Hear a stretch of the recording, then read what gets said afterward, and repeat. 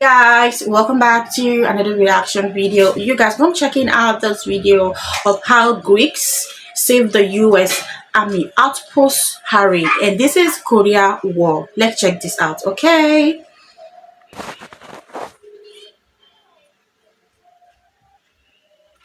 Outpost Harry.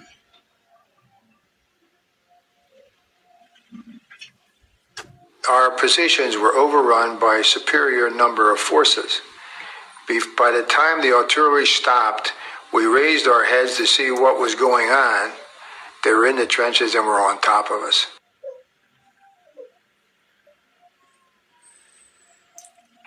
We had, before the Chinese got there, we'd been subjected to artillery fire for well over an hour. And it intensified, and then the Chinese were coming. And it, I think, was around 2 o'clock in the morning when they finally breached the trenches and got in.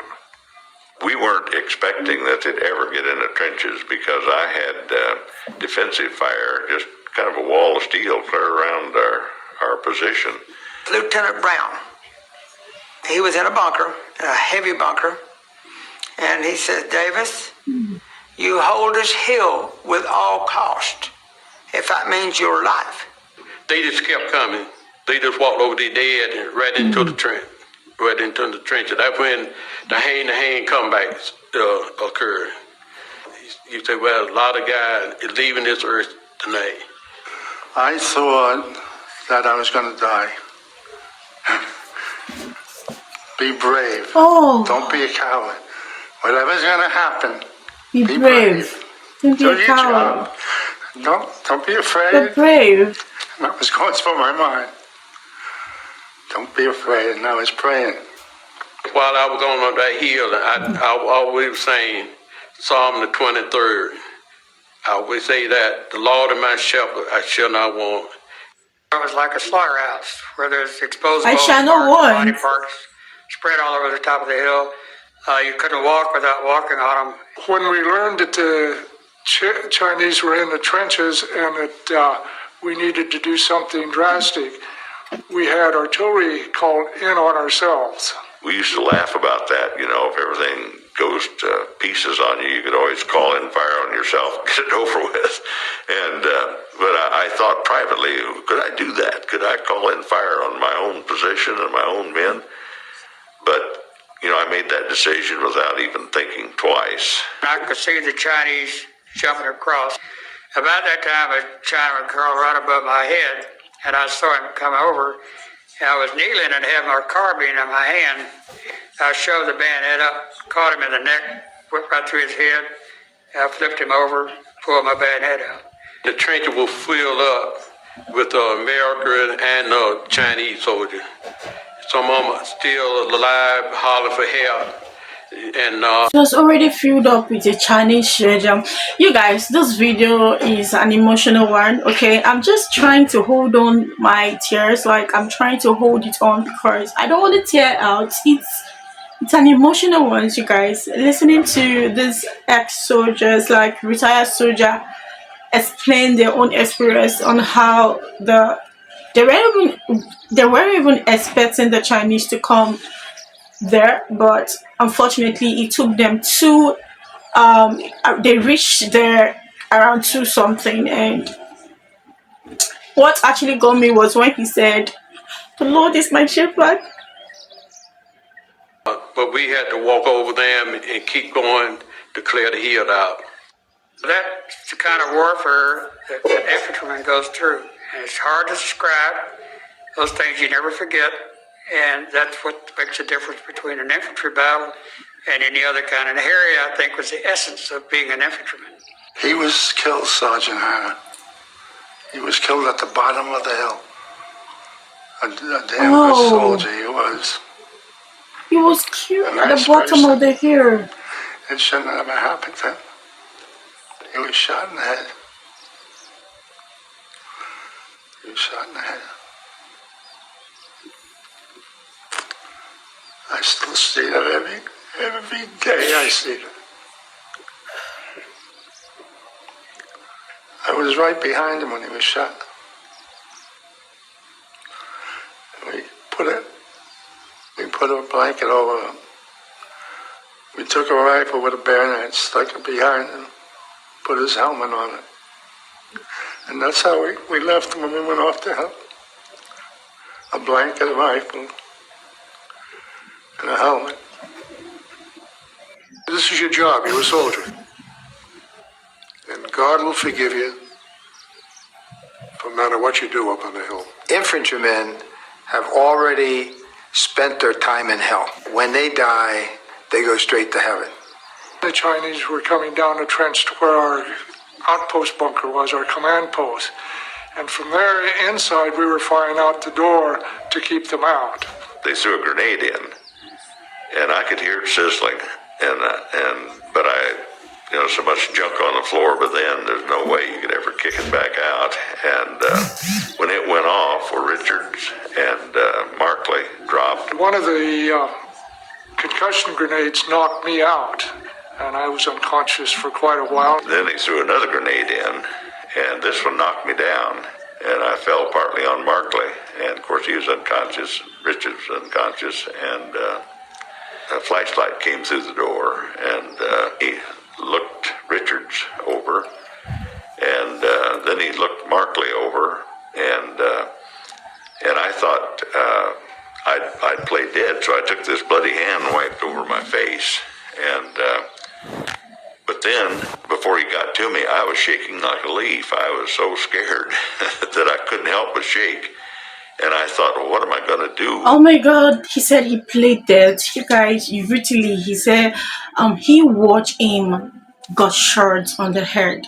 And every single day of his life, he's literally seen him. That is so emotional, you guys. I'm trying to hold on just to understand what is happening, okay? And before they could know that the Chinese are already up on the trench, you guys. And what actually cheered me up was when he said, I put my strength in God, and when a soldier dies, the soldier goes straight to heaven, because no matter what the soldier does on the hills, he goes to heaven direct, you guys. And watching them talk about their experience during the war, the Greek and American versus Chinese war. It's so emotional. It's so emotional. I did not know I was going to tear up like this. Thank you so much for sending me the link. Okay, I got this link. Thank you so much for sending me the link, you guys. And the title of this video is Outpost Harry, Korean War, the veterinaries, Greek and American versus Chinese. Okay. Because he'll know I'm still alive. About that time, where Rich started coming to, and they were talking to one another. The wounded He played dead. The guard, and so he got up and went over with his flashlight and looked at Rich and shot him. And pretty soon, Markley started kind of moving around. My throat was clogged up, and I tried to clear it, which caused me to make a little noise. He started coughing, and so they came over and they rolled me kind of away from him a little ways and looked me all over. It just felt like that flashlight was burning my face. I didn't think I'd ever make it, and I didn't know, how I'd ever get out of it. I felt that I was with a group that would take care of me, and I'm going to take care of them, and we would fight for each other.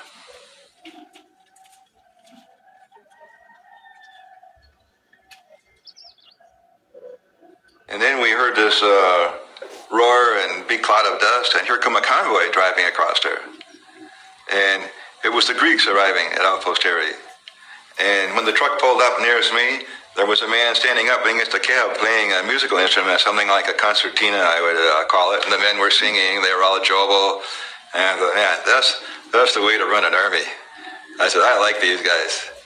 The Greeks built a fire down along on the front lines there, and they were singing and making all kinds of noise, and they do that to try to entice the Chinese to kind of come down and see what's going on, Well, then they would have their ambush patrol out, and they would capture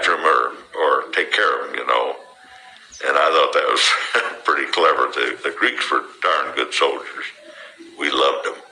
And we all got to love them very much because they were fierce fighters. They, I don't think, ever retreated. I can remember looking out the trench door, and this one Greek, there's two chinks come in on him with just both bayonets. They both had bayonets on their rifles. But I tell you, friend, I was scared to death. And he just exploded, knocked the rifles out of their hands, and grabbed the little old guy by the necks and punched their heads together. And they were still the rest of the time then. What I remember about them is they had no fear.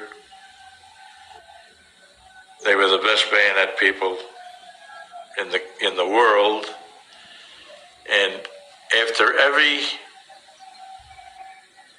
time the bayonets were used, they would clean them, take all the blood off. And it was amazing, because nobody else ever did that. I was really impressed with their attitude. They were all brave men. One of the knights there, one of the soldiers, was slightly wounded in a small firefight, and the Greeks had a great celebration for him. They were just happy-go-lucky. They were not really concerned. They were the toughest people I've seen. When the Chinese attacked them, they would fix bayonets and meet them halfway down the hill. Consequently, it became known that whenever the Chinese were certain they were on line, they tended to avoid them. I wish we'd have had more of them on Outpost Harry. Maybe they would have avoided us. Very courageous, you guys. This is so emotional. This is so emotional. Like, Greeks never run into to escape the battle. They are always searching for the battle. And when the Greeks were speaking, I feel it. Like, I could feel the intent of the war. Like, someone said on the comment section, it is called the Dead War, where a whole lot of the Greeks there were forming dead, but fighting while they were, pretending to be dead. And some of the Greek, from this, they say when they got to the hill, they already found out that they already found a whole lot of body at the hill. What they did was that they also pretend to be dead, and they renamed that hill as a den of death. Okay, you guys, this is so emotional. This is so touching. I feel like that actually rekindled the bond between the Americans and the Greeks and the Koreans. There is a series of war between the Greeks and the Koreans, and the Greeks never run from war. They always stand to prevent the war and stop the war and make sure they win and defeat the war. This is actually a very touchy one. Hearing from the Americans also, I could feel it. I could feel the war. I could feel the impact of the war on them. And this is so emotional, you guys. I felt emotional at some point. I got a link to check this out, and this is me checking it out. I never thought it would be like this, but I just want to say, Greeks, you guys never run, but stand. Thank you so much for standing for your people. This is an indeed emotional one, you guys. Anyway, thank you so much for watching. I'll see you on my next one.